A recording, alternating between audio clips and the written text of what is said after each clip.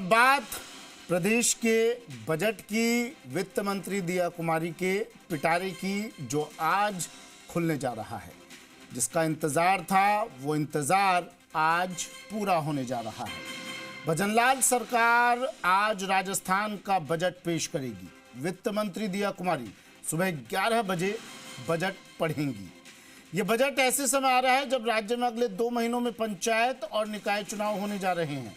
ऐसे में बजट केवल आर्थिक दस्तावेज नहीं बल्कि सीधे सीधे चुनावी रणनीति का आईना बनता भी दिखेगा।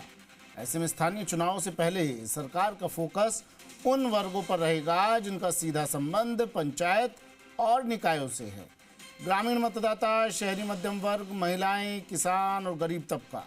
ऐसे में स्वाभाविक है कि इस बजट पर केवल आर्थिक नहीं बल्कि गहरी सियासी निगाहें भी टिकी हैं। इसके साथ ही युवाओं को 1,25,000 नई भर्तियों की उम्मीद है। पेट्रोल डीजल की महंगाई घटाने के लिए सरकार वैट की दरें घटा सकती है।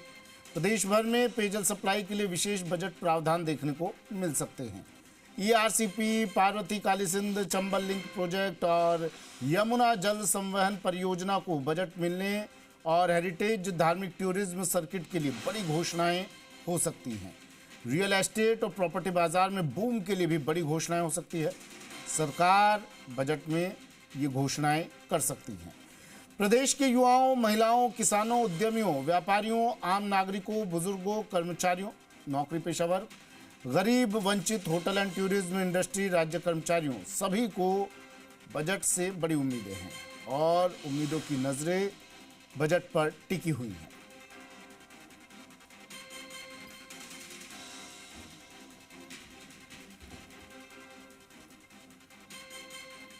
राजस्थान बजट कुछ ही देर बाद यानी 8 बज चुके हैं, 8:04 वक्त हो चुका है और ठीक 3 घंटे बाद वित्त मंत्री दिया कुमारी बजट पढ़ना शुरू करेंगी और ये सीधा प्रसारण लाइव टेलीकास्ट हम आपको दिखाएंगे जी राजस्थान पर।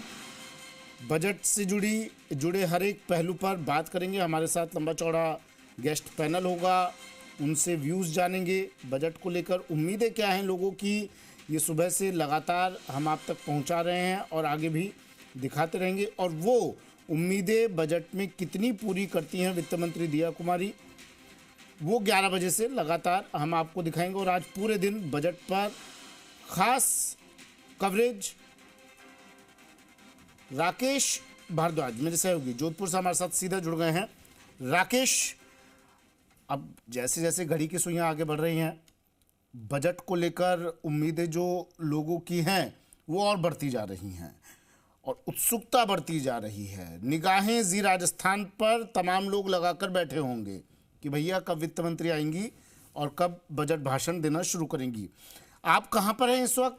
कौन कौन लोग आपके आसपास मौजूद हैं?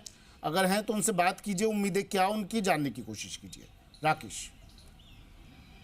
सुमित, निश्चित रूप से स्टेट गवर्नमेंट का ये तीसरा बजट आने वाला है और जिस तरीके से पिछली बार ग्रीन थीम रखी गई थी, इस बार बजट की थीम क्या है और किस तरीके का बजट होगा, इसको लेकर मैं इस समय खड़ा हूँ नेहरू पार्क में, जहाँ मॉर्निंग वॉक करने के लिए जो आमजन हैं वो आए हुए हैं। मैं उनसे ही बात करने का प्रयास करूँगा कि निश्चित रूप से बजट कैसा होना चाहिए, क्या उम्मीदें हैं सरकार के इस बजट से निश्चित रूप से। लेकिन जो यहाँ हर वर्ग के लोग हैं जो सुबह सुबह मॉर्निंग वॉक के लिए आए हैं, मैं उनसे बात करता हूँ। सर, राजस्थान के बजट के लिहाज से अगर बात करें तो किस तरीके का बजट होना चाहिए? बजट में सर ये होना चाहिए कि लोक लुभावनी योजनाएं खाली आंकड़ों में ही नहीं होनी चाहिए। कोई भी योजना अगर आप बजट में दे रहे हैं तो वो क्रियान्वित होनी चाहिए। जैसे एक सड़क का प्रोजेक्ट है, ये जोधपुर में एलिवेटेड रोड का है, कई सालों से हम सुन रहे हैं, हमें नहीं लग रहा है कि हमारी पीढ़ी इसको देख पाएगी। हम चाहते हैं कि जो भी योजनाएं आए वो योजना क्रियान्वित हो। Thank you. बजट से क्या उम्मीदें हैं स्टेट गवर्नमेंट के? हम चाहते हैं कि बजट से पहले गवर्नमेंट ये आंकड़े पेश करे कि पहले जो बजट दिया था उसने उसके उस अनुरूप उसने क्या क्या काम किए हैं। बजट तो वो दे देते हैं, बता देते हैं इतना करेंगे, पर होता कुछ भी नहीं है। डेवलपमेंट नाम की कोई चीज़ नहीं होती है, बस वो खाली आंकड़े आते हैं। तो पहले तो गवर्नमेंट को ये देना चाहिए कि हमने पहले पिछले बजट में ये चीज़ें घोषणाएँ की थी और उसमें से ये काम हुआ है, तब आगे बात बढ़े।